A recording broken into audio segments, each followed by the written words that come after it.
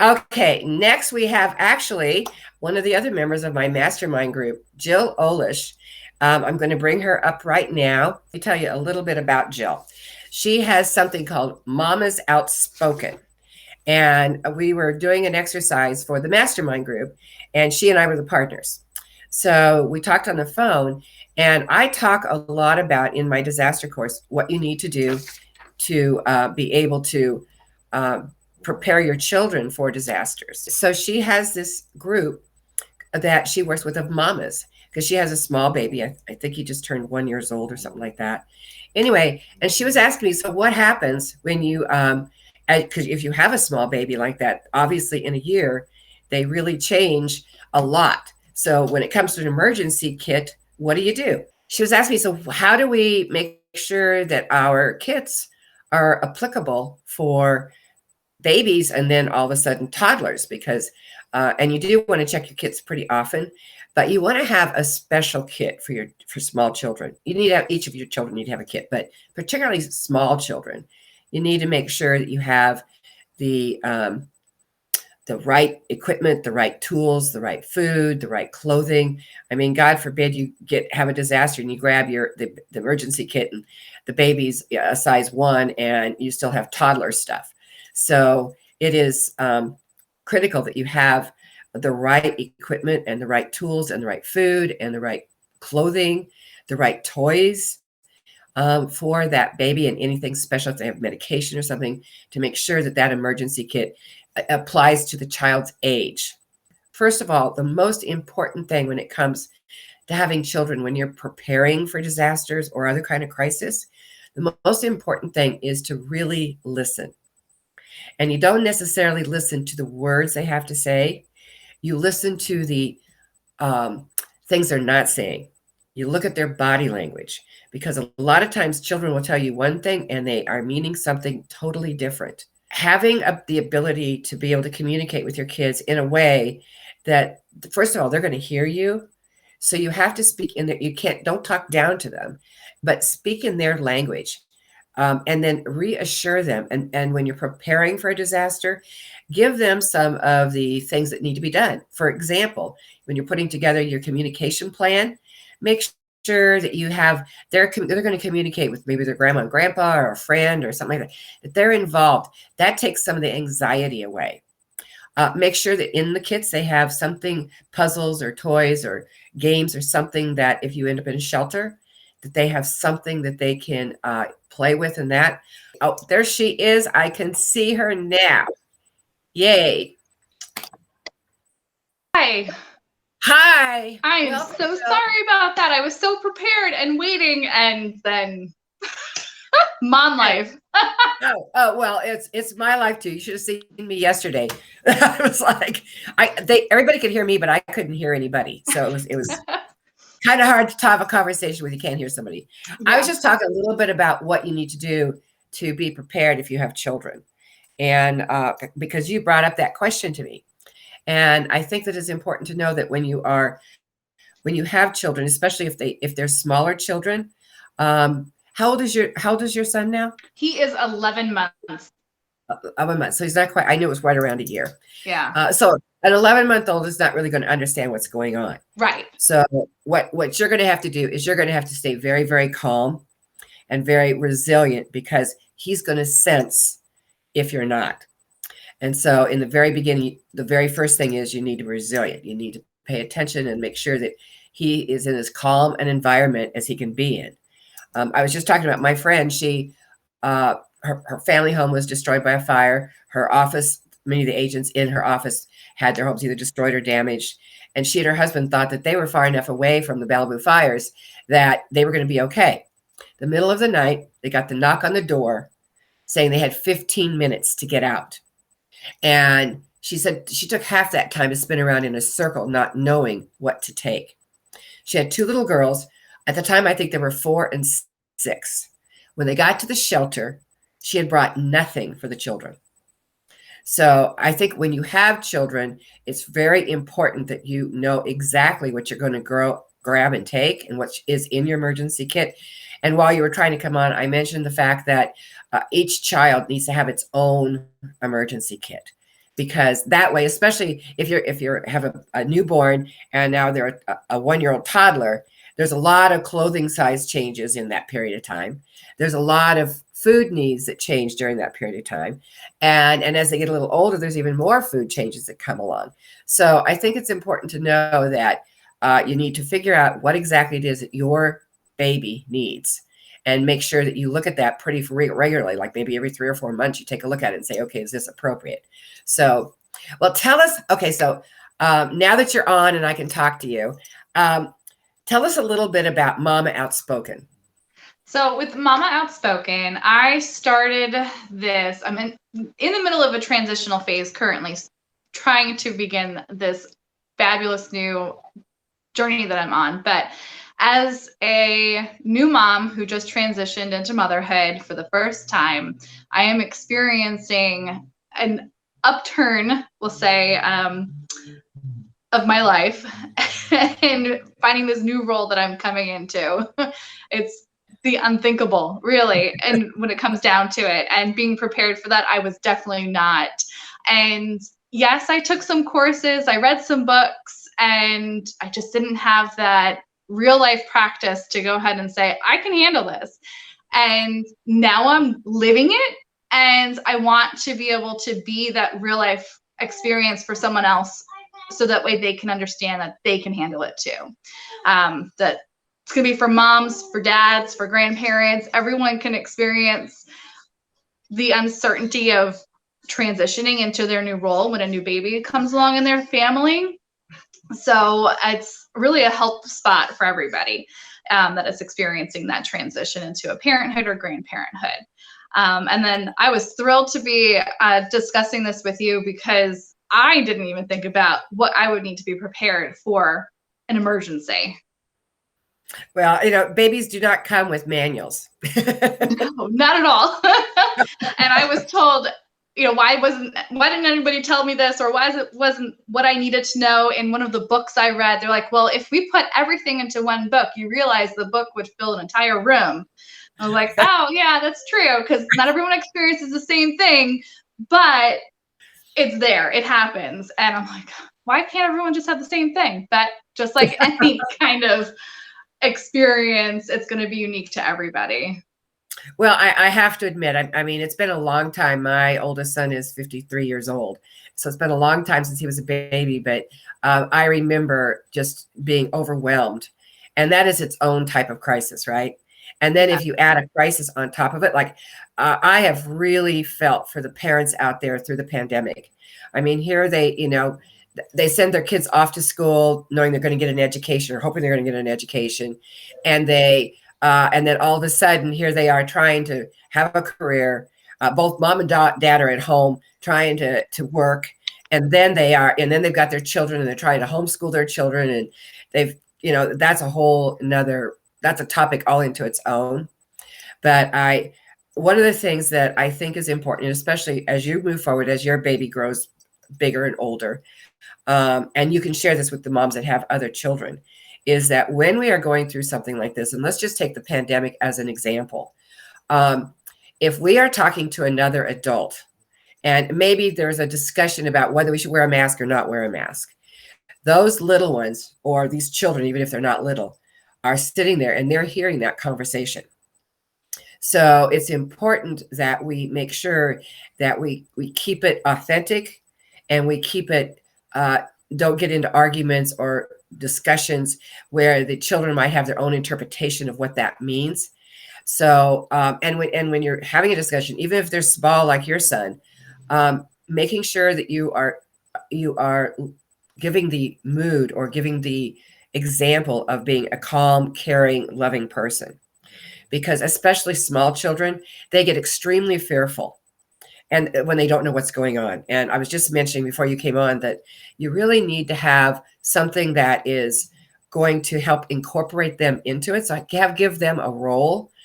Like, who's going to call grandma and grandpa? Well, how about if they're old enough, can you call grandma and grandpa to tell them where we're going, or if we're okay, or whatever, and include them in the plans, and have them include them in the plans when it comes to what you want to put in that emergency kit for them. So you need to have the main family emergency kit. And then you need to have a kit that you can grab and take with you. And then you also need to have a kit for your car. But then if you have children or seniors or people with disabilities, each one of them need to have their own kits. So like with your son, now he's going to go from, he's soon to be 1 and going to be 2 soon. There's going to be a lot of changes in his life. That emergency kit over this next year is going to change what you're going to put in it. So as a new mom, or as a mom with a little one, you want to take a look at that particular bag and make sure that it's appropriate for the child's age as it goes through time. And then really listening to your kids. I think, and you listen and you watch them. And so if they're normally boisterous and all of a sudden they kind of shut down, that's a red flag. If they're normally quiet and all of a sudden they're acting out, that's another red flag of things that you need to be aware of. And when you sit down and talk with them, have a serious, authentic conversation with them about what they're really feeling and try to pull it out, because 50% of children and adults suffer from PTSD, from some kind of a disaster or crisis. And it doesn't have to be a hurricane or a tornado or anything like that. Mm-hmm. It can be just some kind of family crisis. So it's important to know how to approach your children and get them to speak out exactly what they're feeling. So those are all points and things that I think you can share with some of your moms to help them be prepared with what is going to need to happen. I know you do it, and another big crisis in a family when it comes to newborns is postpartum depression. And I know that you've talked a little bit about that. Can you kind of elaborate on what are some good ideas you could give to somebody if they're going through that? Oh boy. Yeah. I myself, so I started out with baby blues. I had that full blown, I thought it was postpartum depression. And I was told, no, you got to transition first. Give it a month, let it kind of settle in. And about 3 months later, I was about 4 months in. And that's when the anxiety, I don't have too much depression so much, but I definitely suffer from anxiety, rage, and OCD tendencies. And it's not the counting things or having everything perfect. It's more so, for me, organizational. I have to write a list out 4 or 5 times before I can figure out what actually needs to be on that list. And by that time, I've just given up and moved on to something else because now my anxiety is so high. And I do think that having an emergency kit might actually play into giving somebody with postpartum OCD or anxiety a struggle. And one way that after we talked and trying to figure out how I could help moms work through being prepared for emergency while struggling with something like what I'm going through is using some kind of a project management tool or a checklist or some kind of app on your phone that you can update regularly. And just like you said, bringing the kids involved, keep that list as a template. Yes, you need an outfit for however many days, you need a baby formula, you need bottles, whatever other things are on your list, and then set reminders for yourself to check them every time you change out your child's clothing, because they change every 3 months if you go by what the clothing sizes are. So, okay, I changed out my son's dresser. That means I have to now go update my checklist with the items in there. And that will hopefully bring a little bit of ease to someone suffering from that anxiety or that OCD, that it's on a schedule, that you have a reminder, and that you have an actual checklist. Okay, let's tick it off. Oh, they've outgrown this stuff. Take it off the list altogether. Update it with what you have going on. So my idea is to help moms make things as simple as possible and stop cluttering their minds with what do I need to get done, and just put it on a calendar, 1 task a day, 5 tasks a week, and make them simple and easy and reoccurring. So that way you have a routine that is established, and eventually you may not need a schedule, or the calendar may not need to be there, or you can rearrange things where that anxiety will just be taken off of your plate, or at least lessened, and you can actually focus on being the best mom possible for you and your child and your family. I love that. So actually this May is National Hurricane Preparedness Week, and with FEMA, and they actually take each day or you can do each week, and have a project that you're going to do for being prepared as a mom, and being able to.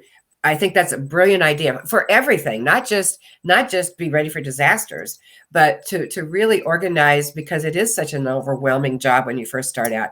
I also have something that is used a lot in the emergency circle. It's an acronym called STOP. And I think that I use it all the time, not just for disasters and crises. I use it all the time to just be able to bring myself back to the present moment. And this might be something that you can share with your moms. STOP is the acronym. The first thing you want to do before you do anything is you just stop. Stop. And then T is take some breaths. Take 2 or 3 really deep breaths to bring yourself down out of the anxiety, out of the what you're feeling, the fear. And then observe. Observe what's going on around you and what you're feeling inside. And once you recognize what's going on inside, is it your ego talking, or is it your heart talking? And get to your heart, because your heart is what's real. And so observing what is going on inside of you, and then observing what's going on around you that you need to take action with, and then proceed. P is proceed and act, so that you have a way of going forward, but you're going forward from your heart, from purpose. And emergency people use this all the time. A really good example of that is I did a panel for the California Association of Realtors, and one of the people on the panel was a fire chief who'd been a fireman for over 28 years. And there were fires coming into where he lived, Woodland Hills. And he said that he had to really use STOP because it was headed toward his house. So he had to, even though he had all this drilling, all of and knowing what to do, he said he had to really stop the process and get out of anxiety. It was his home. So I use you bring yourself back to where you need to be. Another really good example, I do retreats twice a year. Well, I did until last year. We're picking them up again probably later this year. I do 2 retreats a year in Mexico. And at one of the retreats, there was, we were all outside, we're by the pool, and somebody saw a school of dolphins. And so everybody went running to the ocean to look at the dolphins. And this one young woman, well, she wasn't really young, she was in her 50s, decided to jump into the water. Well, there had just been a hurricane, and there was a riptide there normally anyway. Well, the riptide was really bad, and it started taking her out and away.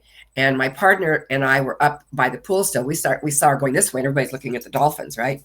We started screaming, and we grabbed the life rope or the life ring and ran down to everybody.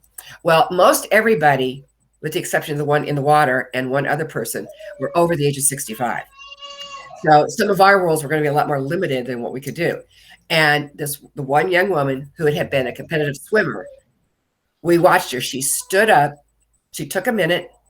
She looked around to see what was going on. And then she knew she was the person to go. And when she did that, a woman that had done triathlons knew that she was going to follow her. And all of a sudden, everybody knew what their roles were. So let's take you, for example. If you use STOP and you are able to observe what's going on and you know the plan of action, other people around you will fall into place and know what their role is. So being able to take that initiative. We managed to save her. She almost drowned, but we managed to get her into shore, and the EMTs showed up. They don't have 911 in Mexico, by the way, just so you know. So we had to track down the EMTs, and they showed up. We're getting her out of the water. But the bottom line is, I think using STOP with your moms, whether it's for depression or anxiety, or there is a disaster going on, that will be very beneficial in helping them to step back a bit. I agree. I absolutely love that. And I think it can be really beneficial for someone going through postpartum depression or anxiety, for sure. And then especially in an emergency, especially when moms are almost always looked to as the person with all the answers. And if we're not there figuring out, well, what the heck is going on, it is going to be just a wild goose chase of what we're going to do to get through something. Because I know for me, like my husband's just like, well, what do we do? And that is something I'm definitely going to have to start using as a practice. And it would work just to be more intuitive as well for a person to really discover them. And like we were talking about before, and finding their identity as a person and becoming a mom or a parent or a grandparent. So I thank you for that information, Coni. I'm happy to share that. I'm looking forward to it. Well, I think, it takes somebody that has gone through like anxiety, or whether it's postpartum depression or whatever it is, to be able to be the voice, because people need to know that you've experienced it. And that's why I created the course. That's why I created the certification, is because I was a FEMA inspector, and I was out there in the trenches, and I always wanted to write a book for consumers to help them with the process of what happens. And I think that anytime you can share your experience in such a dramatic way, because you are influencing not just the moms' lives, but you're influencing the spouses or the partners or the other children in the family, or the grandparents or the aunts and the uncles, because all of those people are going to be affected by whatever that person is going through. So you're going to make an enormous difference. And having any of those things is a crisis, a family crisis. It doesn't just affect one person, it affects everybody. So by being able to be that person to help them be able to figure out how to stay calm, how to reach out, how to be a good example, how to have the plans. What you said earlier was critically important, because when you have a plan, you're resilient. You know what you need to do. You know you've got your checklist. You know you've got your things in your bags or your packages or whatever it is, your go bags or kits, whatever it is. You have it already done. Then all of a sudden that anxiety isn't there anymore. You'll just react. You'll just, okay, this is what I need to do, and just do it.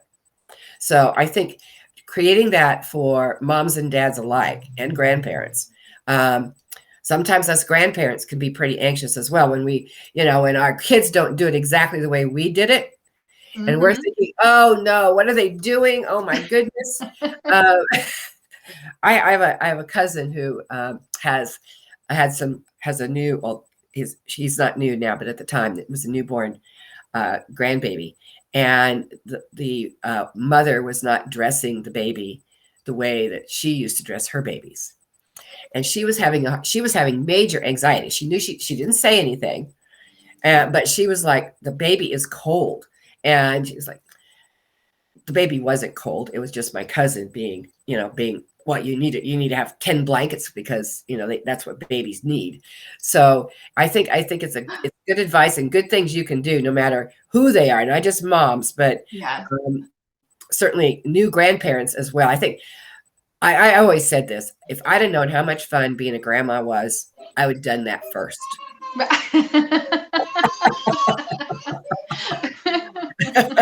Oh, that's great. I know my parents are struggling with the transition themselves, and it's funny. There's a few things that intertwine with what we're talking about today, Coni, but it's also Mental Health Awareness Month and Maternal Mental Health Awareness Month. So I love that we're combining everything today, talking about yes, all that. Definitely. I didn't realize all that. Yeah. Wow. And I actually just got back from a camping trip with my parents, along with my husband and my son. And that was one of our first rugged experiences, and having to make sure we packed everything. So we were there unbeknownst to us, because I just don't always check, but my son has 2 teeth coming through at the same time that we left. And it was a miserable trip on his part, with dealing with the pain and us trying to figure out, does he need Tylenol? Can he deal with it? How is he going to sleep overnight? And let me just tell you, I had a checklist, nice long checklist of everything I needed to pack, make sure I had every base covered. And I was like, you know what? We're going to make this a template. This is the same exact list that we're going to need pretty much for every trip we ever take. Done deal. I just typed it up today. I have a template for every traveling that we're going to do. And I love it. We came back, we decompressed. This morning I ran out and it was a nightmare again because I just didn't have the preparedness to go out at a specific time. And I had to take my deep breaths and say, you know what? We're going to back up. We're going to see what we have right now. And whatever it is, we're just going to fly with it. And it worked out. It turned out to be a great day today. Awesome. Awesome. Well, I can't tell you how much I love watching your little toddler grow. What's his name? I've forgotten his name. His name's Declan. Declan, that's right. Yeah. He makes an appearance on our mastermind groups once in a while. He's a cutie dog. Isn't it interesting how he's going to grow up with Zoom and grow up with video? And definitely. Thinking everybody lives in the computer. Yeah. He's not going to know what to do when he can actually be out there traveling all over the place and being. So, well, I really, really appreciate. Let's see who's next. Let me look here and see who's next. I believe it is. Oh, it's Christy Bridges and Donna Branch. Oh. I don't see them just yet. So let's chat for a little bit longer. Yeah. So, what do you think the most difficult thing is about? What's the first thing that is the most difficult thing about becoming a mom or becoming parents? For me, it was having to have somebody rely on me and not just myself. Like, I'm a very independent person, and just now all of a sudden I had an extremely dependent person on me. And that was probably one of the biggest personal changes I had to make, is accepting that, as well as becoming dependent on somebody else. I left my job in the 9-to-5 world and started my own business, and now forced me to be dependent on my husband completely. That was a huge change for me. And just not knowing what my son wants, because the only form of communication he has is crying, and there's no way to interpret what that cry means until he understands it and I understand it. And now it's kind of easy, but it's still a big adjustment into everybody's lives who's involved with caring for this child. Wow. Yeah, it's definitely a job. Yeah. Like right now, if you can hear him, he's wailing in the background because he wants to come in here, and my husband's doing his best.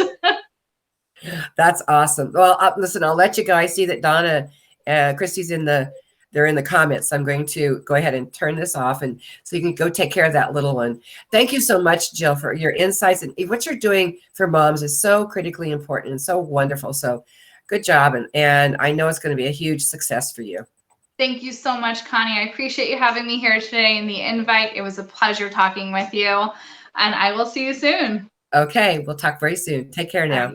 Bye.